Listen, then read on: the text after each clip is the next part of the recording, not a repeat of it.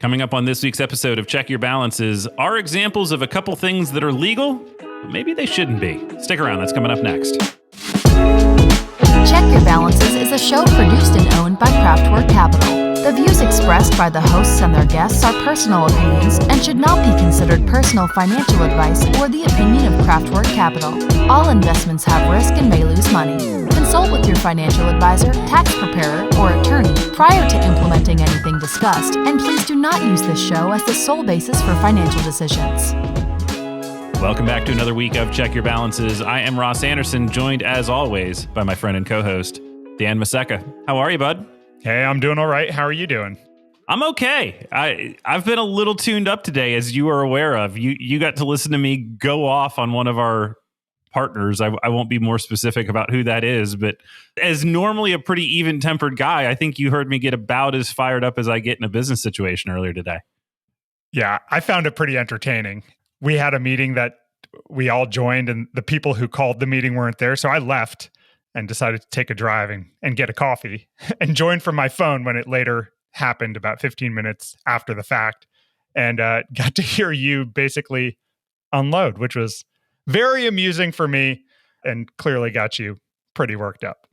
Yeah, it was something that was building, right? It was just kind of frustration. And I think when there's always an interesting, like, how do you release your frustration in a business setting, right? Like, and it was kind of stuff we were hoping we would work through, and it just doesn't seem to be getting better. It only gets worse. And that person that called the meeting then being late, I think kind of tipped me over the edge and got the business end of my frustration. So that's fun for us, for us to have a good conversation around that. And it kind of relays into what we're talking about today, which is stuff that is allowed to happen and shouldn't be, right? And you shouldn't be able to berate your professional partners. Am I the bad guy in this now? For my purposes at the moment, well, right. Sure. I'll take it. Yeah. So, I think of this through a couple different lenses, and we're in what feels like one of the most regulated businesses that you could possibly be in. Like, Dan, do you get shivers when you hear rollover checklist? Oh, yes. Right. Constantly. I mean, I was in a situation very recently where a client left an employer and told me that she was ready to move her old 401k over to me. And I'm like, hold on. Like, let's talk about why you might not want to do that, because I thought there were very real considerations there. And she's like, I just want to do it. Someone told me that's what I should do. And I put the brakes pretty hard on that process until we went through a very thorough review of the costs and benefits. Yeah. I think we're unique in that, because I do think we care about those things. I think we care about preserving those opportunities for people.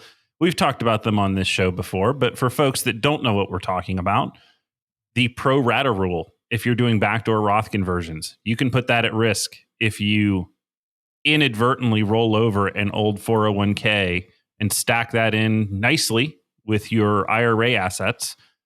You can screw up a strategy, or you can lose bankruptcy protections, or you can lose access to super low cost funds, or you can lose all sorts of different benefits of having money in a 401k versus an IRA. Yeah, age 55 access. Age 55 access is huge. If you retire at 55 and separate from service after the age of 55, but before 59 and a half, you get access to a 401k. You don't really get the same access to your IRA. You do if you exercise 72T, and then it's a whole thing. Yeah, it's something you don't want to do. If you can avoid not losing that access, you can do it. But there's a lot of unscrupulous advisors in this world that tell people, hey, go ahead and roll that bad boy over because I've got an annuity to sell you. I don't get paid unless you roll it over. So that's what I think you should do. And there's some truth to that for people that manage money, that if you're charging AUM fees, you're going to make money if they move it, and maybe not if they don't. And that just leads me down a path of what are some of the other things in this world that people are poorly incentivized for.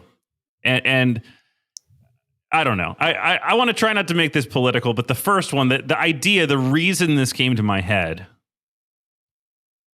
is that the fact that Congress people that basically regulate our country are able to buy and sell individual stocks of whom they are functionally the regulators is wild to me. That's a wild thing to have happen. And there are a lot of everyday people who work for private companies who are restricted on buying individual stocks because their employers have relationships, consulting or otherwise, with those other companies. So they need to either pre-clear every trade or are just outright restricted from purchasing companies like that. I've worked with many who fall into that camp, and they're kind of in the indexing camp or mutual fund camp because they're not allowed to make active choices like that. Right. It doesn't mean they can't be investors. It just means they can't pick winners and losers when they have a direct ability to influence that. Yeah, the example that comes to my mind is patent office employees. So we used to work right next to the patent trade office in Alexandria, like right down the block from where headquarters was. And I've worked with folks that are patent people before.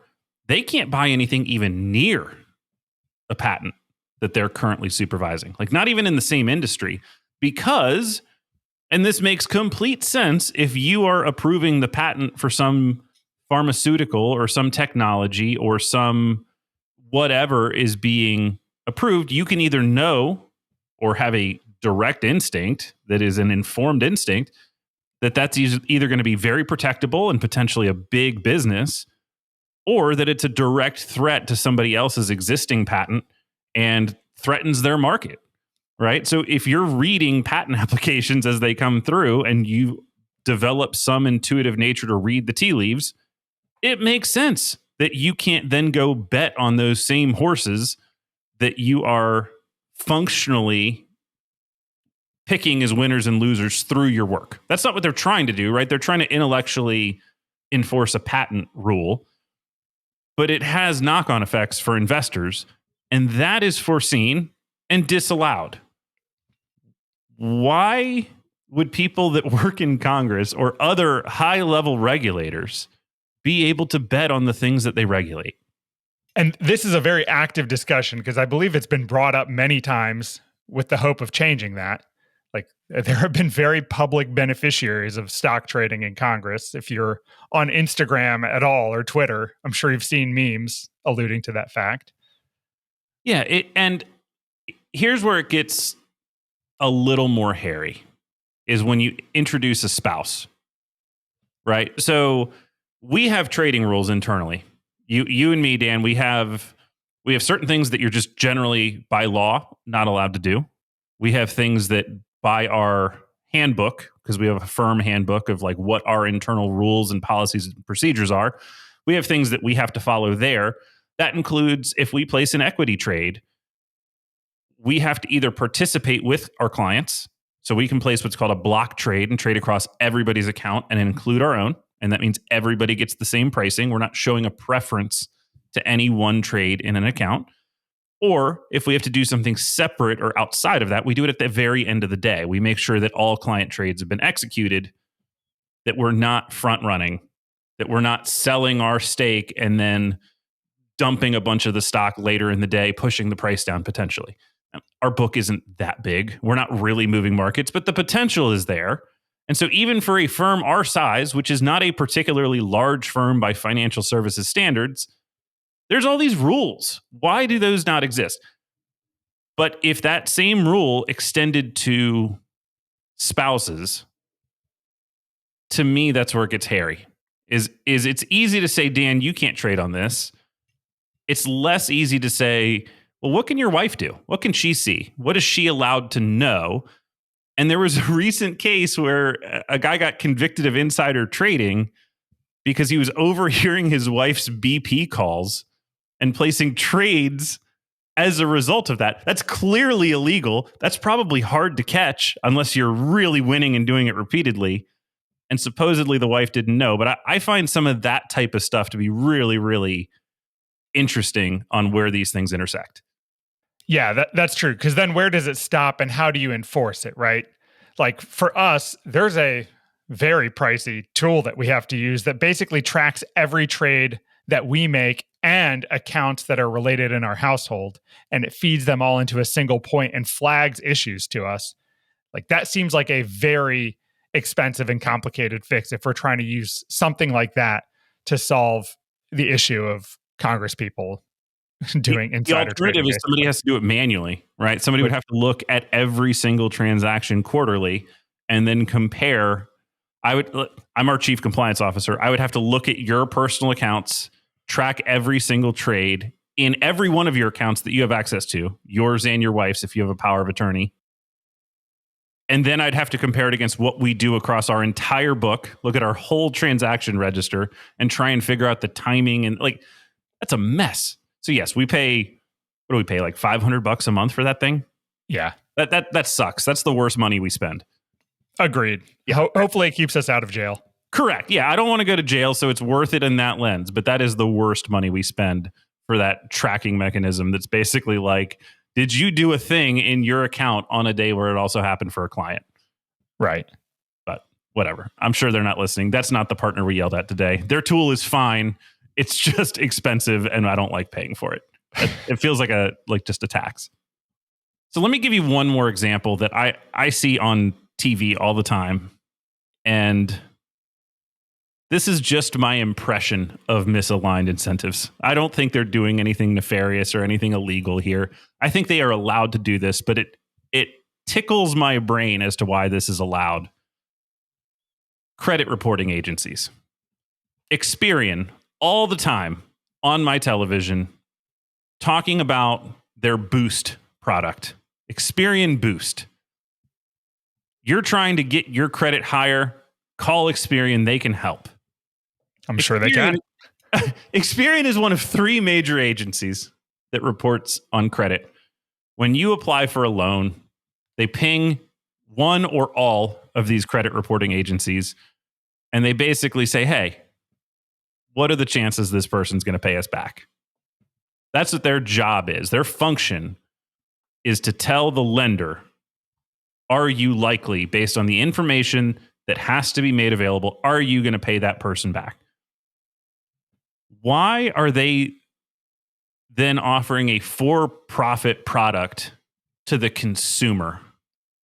What could they be doing for that money? Dan, does that bother you when you see those ads? Did that spike in your brain like it has for me, or am I just a weirdo? I haven't seen those ads. I think I watch a lot of ad-free streaming, so it hasn't come to mind, but I'd be very curious. Weird flex, but okay, Dan. I'm half tempted to, right, yeah, I'm rolling in money with my ad-free streaming platforms. Yeah. I'm half tempted to sign up and see what it does. Because I'm curious if it's like coaching, which would make sense. If it's like, hey, here's let's go through your report together. Did you see you have this collections account from hospital 20 years ago? You should pay that $50 and that'll help, or whatever it is. But if it's like magic cleanup boost, sign up and like 20 points get added. Like, yeah. You pay me boost. All we need is to know that you wanted a higher credit score and a few of your dollars in our pocket, and we can take care of this for you. You paid us, so clearly you're trustworthy enough to pay other people. Plus 30 for you. Congratulations. I find this to be so upsetting, just as a concept, that that's allowed. And in theory, this exists in bond investing as well, right? I mean, that was kind of the point of The Big Short, is that companies are either going to go to S&P or Moody's, right? And they're going to get a credit rating. And if they don't like the credit rating they just got on their bonds, they're going to fire Moody's and go to S&P or vice versa. And so there is some element of who is the customer here, the person requiring the rating or the person that is trying to be rated. And that is a very ugly gray area to me. Because if your premise is that, well, we'll help you find the mistakes on your credit report and fix them, why the hell were you making mistakes to begin with? Isn't that what we're already counting on you to do, is to not make the mistakes? Is this just a service for people that are unwilling or unable to look at their own credit report and initiate a dispute or to initiate a review filing? Are you just paying them to show you how to initiate your own dispute of a piece of your credit history? Or is there something else that they're actually doing for you here? Because this strikes me as just nuts.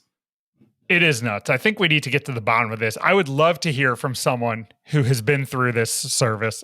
And I'm telling you, depending on the cost, I'm half tempted to do it just as an experiment and see what happens, because it is a really interesting example of something that seems fishy to me. Yeah, because when you look at a service like Credit Karma, which is now owned by Intuit, that is now the replacement for Intuit's Mint product. Rest in peace, Mint. We miss you. We do. But Credit Karma, I at least understand their incentives. They're going to help you get a handle on your credit, because what they're trying to do is sell you a credit card. They're trying to tell you, these are the cards that you qualify for. This might be better than your current one. It might have a big bonus right now. They get money when you sign up for that credit card. I understand the business that they're in, which is, we're going to help you with your credit because we want to sell you a credit card. What am I paying Experian directly for? And I'm not trying to single them out. I think the other reporting bureaus have a similar product to this. So again, I'm not trying to get sued by them. I just, in my mind, I find it boggling that they're on both sides of this transaction of trying to create accuracy and trustworthiness for the institutions that are actually trying to evaluate you as a lender. And then on the other side, turning themselves into a consumer product. That's wild to me. If somebody out there is listening to this and works for them, we would invite you on our show to tell us what we're missing here. Because we're clearly approaching this from a lens of curiosity and what could be happening here. This is not an accusation of any impropriety. Let's assume that everything is going well at these companies and is on the up and up. But it seems like that shouldn't be legal to represent both of those people at the same time. That seems like a lawyer that is both your defense counsel and your prosecutor at the same time. I think part of the scenario you've described with both the credit rating agencies and the credit report bureaus is we have a very small pool of players that everyone relies on. I think that's first part of the problem. In the interim, I've gone to the Experian website to look at the Boost product. Have you done this yet? I haven't actually. All right. So how it works, 3 simple steps, Ross. Number 1, you connect your bank account. Number 2, you sure do. You connect the bills that you want to use, and they use those bills now to register like timely payments and tie that to your credit score as well. Oh. Interesting. So this is for people that otherwise don't have actual credit. They don't have a lending history that's otherwise on record, and they're letting you pay to create one. Yes, which I actually think is an interesting take. Yeah, that you know what that reminds me of is these firms that are supposedly giving you like points for paying your rent. Like, because most of the time you can't pay rent on like a credit card, but there's supposedly some company now that lets you get points for paying rent through them, which, I mean, again, I don't know. Maybe that's just an advertising platform in disguise. If I prove that I've got $2,500 this month, some company wants to advertise to me, so they're willing to give me a deal. Yeah.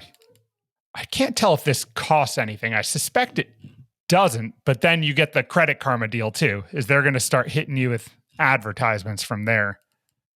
Yeah, all of this, anytime I see somebody doing something, I'm curious what their motivations are. And I believe most business has a cost to it, and I'm mostly uncomfortable when people try to pass things off to me as zero cost.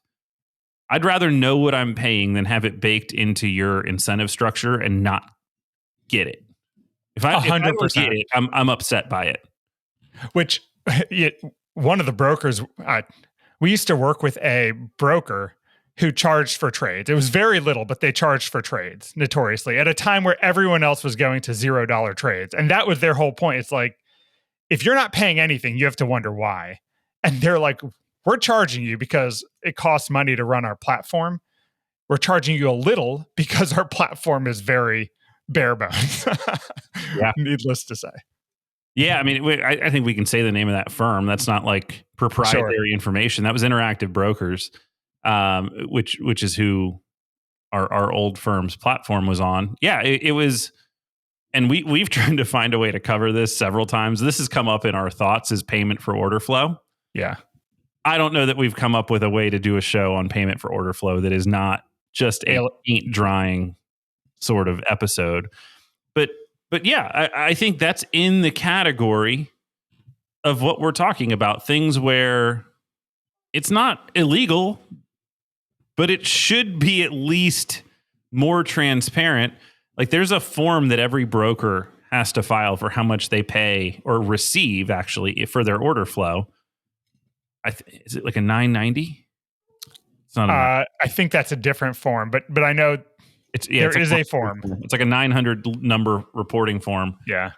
And like the last time I looked at this, when I first tried to build a case, Robinhood, for example, was receiving like multiples of what Schwab or Fidelity were receiving for routing their trades to, Citadel and Knight Capital and some of these very specific places that buy that flow information so that they can trade against it.